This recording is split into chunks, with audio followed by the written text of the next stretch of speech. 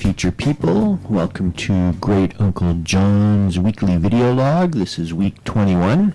I think I messed up the numbering last week. It is Sunday, May 27th, 2018. It's my son's birthday today, and we went out to an international buffet in Gatineau to celebrate.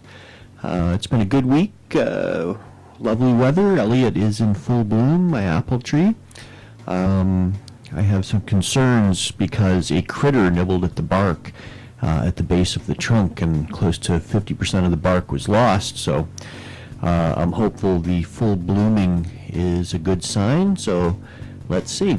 Jumping right into politics, provincially, it looks like Doug Ford is doing his best to blow up his sure thing majority. He is embroiled in the sort of support buying, nomination rigging scandals you would expect, and still hasn't produced a platform, and the Liberals are stuck in the muck of their incompetence, and so that means the NDP are surging. And as a lefty, I don't mind this at all. It might be a refreshing change of the undergarments in Ontario.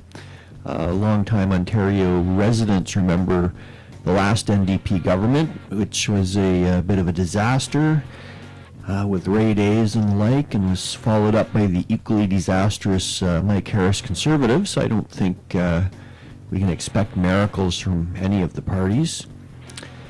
Down south in Trumpistan, Trump continued his attacks on the Justice Department and FBI and seemed to bully them into a confidential briefing on an FBI informant that was placed near the Trump campaign.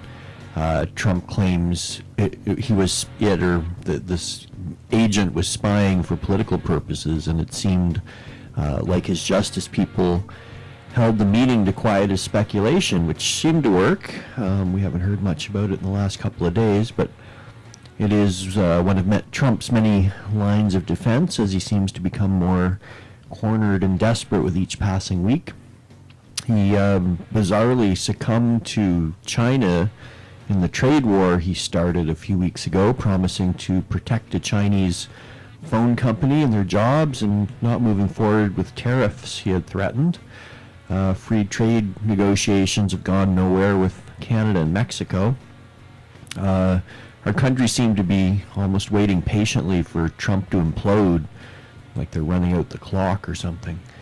North Korea, the North Korean summit was on again, off again all week, and as of this talking, it is off, but both sides are saying they wouldn't mind if it was on. I don't know what sort of game they're playing. I predict the summit will go ahead, and any dialogue is good in my opinion.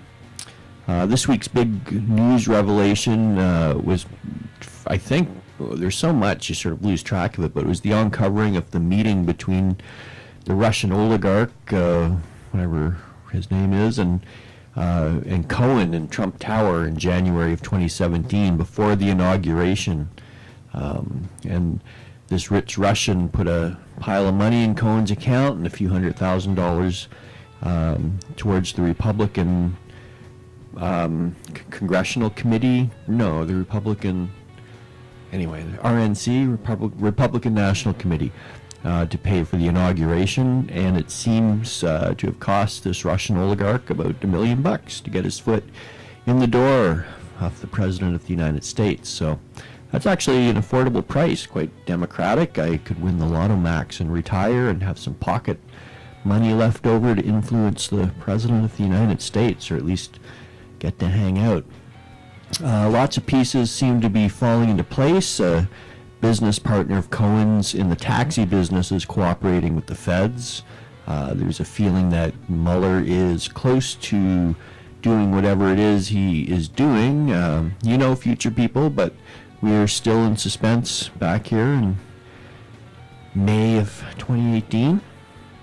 Well, that's it for now. I'm off to a breakfast meeting with Eric, my old bandmate from Sour Dream, and we're going to talk about starting something new up, so I'll keep you posted on that. Who knows, maybe we'll become a famous dad band, and this announcement will be a touchstone for fans of the future. Anyway, we'll see.